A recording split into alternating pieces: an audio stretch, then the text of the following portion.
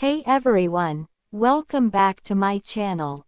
I'm really excited to have you here again, and today we're focusing on how to speak English naturally in real-life conversations. Let's start with one of the most common and sometimes stressful situations, a job interview. Many English learners feel nervous during interviews because they want to sound confident, fluent, and professional. So in this part, we're going to slow things down, break things apart, and build a natural, conversational style that you can use in any interview setting. Imagine you walk into the interview room or join a video call. The interviewer smiles, greets you, and then asks one of the most typical questions. So, can you tell me about yourself? Now, even native speakers can struggle with this question because it's so open. But here's a secret. You don't need a perfect answer. You just need a clear, simple, and authentic one. A natural, confident response could start like this. Sure, I'm someone who really enjoys solving problems and working with people. In my last job, I helped my team stay organized and meet deadlines, and I'd love to bring those skills here. This answer works well because it's friendly, direct, and highlights your strengths without sounding like you memorized a script. Speaking English naturally isn't about using big vocabulary or long sentences, it's about sounding comfortable and connected. Let's expand this example into a longer, more conversational answer you could use. Absolutely. I'd be happy to. I'd describe myself as someone who's very motivated and curious. I enjoy learning new things, especially when they help me become better at my work. In my last role, I was responsible for coordinating projects, communicating with clients, and making sure our team stayed on track. I discovered that I really enjoy working with different people and finding ways to make teamwork smoother. I'm excited about this position because I think it's a great opportunity to grow and contribute at the same time. Notice how this version feels natural. Not too fast, not too formal, but still professional. You're sharing who you are, what you've done, and why you're interested in the job. That's exactly what interviewers want to hear. Another common interview question is, what are your strengths? A natural answer might sound like this. One of my strengths is that I stay calm under pressure. Even when things get busy, I'm able to stay focused and find solutions. I also pay attention to details, which helps me avoid mistakes. And I enjoy working with others because I think good teamwork makes everything easier and more enjoyable. What makes this answer effective? It's simple, honest, and easy to understand. You're not trying too hard to impress, you're just explaining who you are in a clear and friendly way. Now let's look at, what is your weakness? Many learners worry about this question, but the key is to show self-awareness and improvement. You could say, I used to struggle with speaking in front of groups, especially big ones. But I've been practicing by volunteering to lead small meetings and preparing more carefully. It's still a challenge sometimes, but I've improved a lot and I'm more confident now. This kind of answer shows honesty and growth, which interviewers appreciate. You're not pretending to be perfect, you're showing real progress. Another situation you might face in an interview is making small talk. Small talk is a short, friendly conversation before the interview begins. When the interviewer says something like, "How was your morning?" or, "Did you find our office easily?" you can respond naturally with something like, "My morning's been good, thanks. And yes, I found the office without any problems. It's a nice area." Short, Friendly, simple, nothing complicated. Here's a tip. If you don't understand a question, it's completely okay to ask the interviewer to repeat it. That's natural communication. You can say, "Sorry, could you repeat that?" Or, "Could you say that again a little more slowly?" Interviewers won't judge you, they'll appreciate your clarity. Finally, your tone matters as much as your words. Speak at a comfortable pace, smile when appropriate, and try to show genuine interest. Even if your grammar isn't perfect, sounding natural and confident will leave a great impression. So that's how you can make your English sound more natural during a job interview.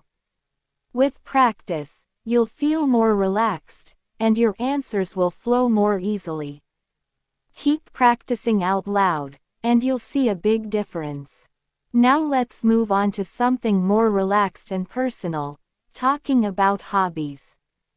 This is one of the most enjoyable parts of learning English because hobbies allow you to express who you are, what you love, and what makes you unique. When someone asks you, "What do you like to do in your free time?"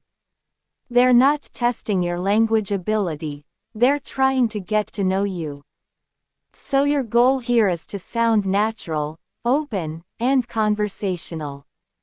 Let's start with a simple, natural answer. In my free time, I love learning new things, especially languages. I also enjoy cooking because it helps me relax. How about you? This answer is short, friendly, and easy to understand. But since we want to practice speaking naturally, let's expand on this idea and look at how you can turn it into a longer, more engaging conversation. Imagine someone asks you the same question, but you want to give them a clearer picture of your personality. You could say, "Well, in my free time I really enjoy learning new things. Lately, I've been practicing English almost every day because I want to sound more natural when I speak. I also love cooking. Trying new recipes is fun, and it's a great way to relax after a busy day. Sometimes I cook with my friends or family, and we make it like a little weekend activity." This answer works beautifully because it's personal, it flows smoothly, and it feels like you're sharing a bit of your life, not reading from a textbook. Speaking English naturally is all about showing your personality through simple, clear language. Let's explore a few different hobby examples, so you can choose the ones that match your life. If you like sports, you could say, "I'm really into sports, especially basketball. I try to play at least once or twice a week because it helps me stay active and gives me a chance to hang out with friends. I'm not a professional player or anything, but I enjoy it a lot. It keeps me energetic and positive." If you enjoy reading, you might say, "I love reading, especially novels and self-development books. I find that reading helps me relax and learn new ideas at the same time. Sometimes when I read in English, I highlight new words and try to use them later in conversations. It's a small habit, but it helps." If you prefer creative hobbies, try something like, "I enjoy creative hobbies like drawing and photography. When I'm drawing, I feel calm and focused. And with photography, I love capturing interesting moments or beautiful places. It helps me appreciate the little things in life." If your hobby is fitness or outdoor activities, you could say, "I like going for walks or hiking on weekends. Being outdoors makes me feel refreshed, especially after a long week.